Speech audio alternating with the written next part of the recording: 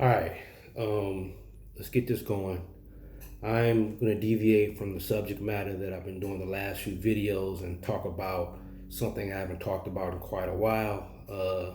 I remembered I did some temporary employment jobs videos some years ago, and you guys seem to enjoy them.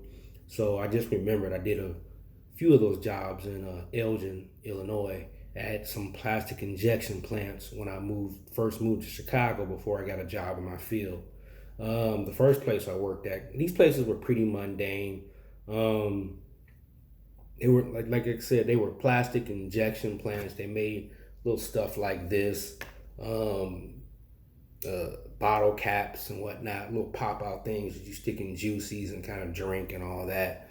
Uh, from what I see, it was minimal overhead. They had a lot. They had these. Okay, they had these big machines, and what you would do is you would feed like these plastic little bally bead things into them, and then they had these mold. I guess it would melt those, then inject the plasticky stuff into a mold, a big steel lead metally mold.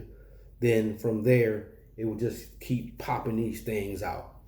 You know what I'm saying? And these things, some of this stuff, like they would make these little, I can't even think, this one little item they used to make, coupling. They were like plastic couplings, like this little.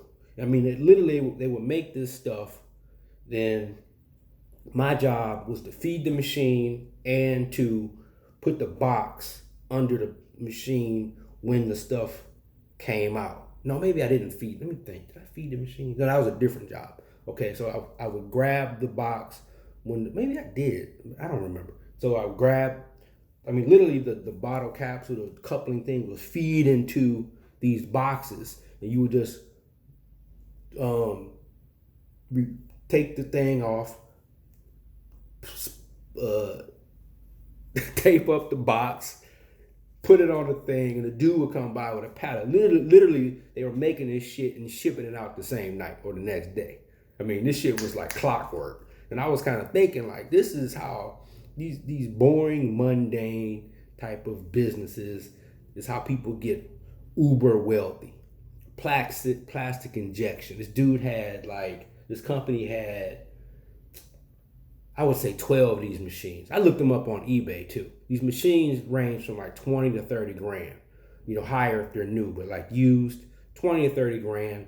Your greatest exposure to this thing, I mean, you gotta have somebody so I guess the process is you gotta have a drafter, a person to draft the shit up. I guess some sort of engineer to make sure it's all engineered correctly. You gotta have the machines, of course.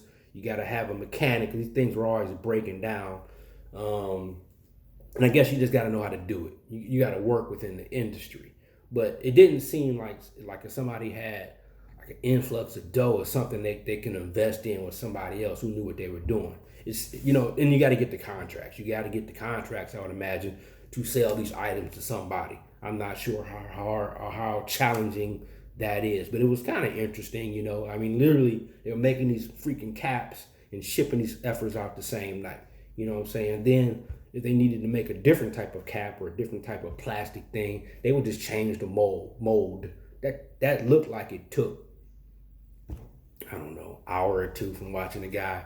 I think to make the molds though, I think they have to have the mold made somewhere because they're fucking big, huge metal things, and injects in there and all that sort of thing.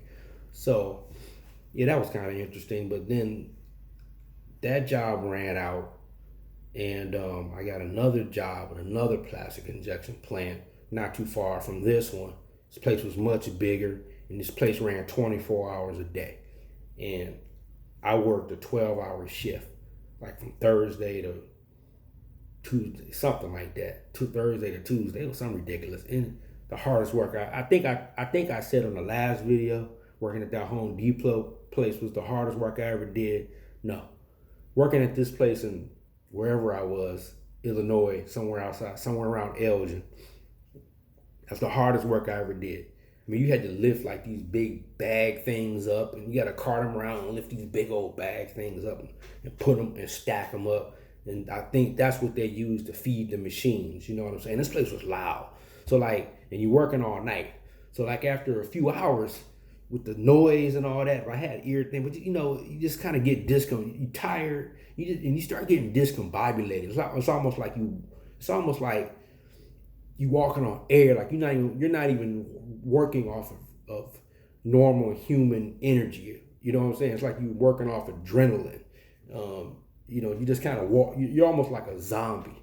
You know what I'm saying? It was weird. And then I had this one thing, this big vatty thing that you had to dump all this stuff into.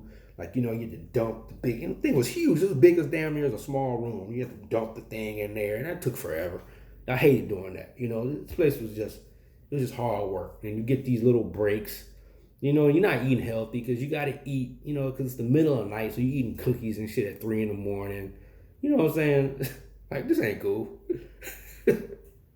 So I think the plant shut down for some reason. And I was like, man, I ain't going back there. I told my wife, I ain't going back there. I don't care what you do. I ain't going back there. So I called I tried to get back to the other place. They already hired somebody. You know what I'm saying? Like, I was like, how did these people even keep employees? Like, how would you keep an employee if they got to work this kind of shift? You're not hardly paying these people nothing. Like, they probably get a new guy to do this every few weeks. After a while, he's probably like, man, I ain't doing this. Too hard. And you got to work from like 7 to 7. It was, it was crazy, man. But fortunately, I got a job in my field, so I didn't do that no more. But like I said, it was an interesting experience. I was able to keep afloat, have some money in my pocket here and there. The first place was better because I worked from like 3 to midnight or so, 3 to 11, 4 to 11, you know what I'm saying? Something like that. What was it? 4 to 12 or something, 4 to 11. So you get off like 11, 12-ish. You get home, watch a little TV, go to sleep. You got your day to yourself. You can kind of do things here and there. It's almost like you're going out to a party, but you're going to work. You leave at 4, and you back home by 11 or 12. Those aren't the best hours, but they're not the worst. Pay every week. And it was around the holidays when I worked at this place, so we were eating a lot. Like I said, the people were really friendly. I even got invited to the Christmas party. I didn't hardly work there that long. They invited me to Christmas party. I think I even won something. Like I won a prize. But so that's all I got. I wanted to deviate and tell you about that experience. My next set of topics, I'm going to talk about part-time jobs and all that as well. I got some thoughts on that. Okay? All right. Thank you for watching.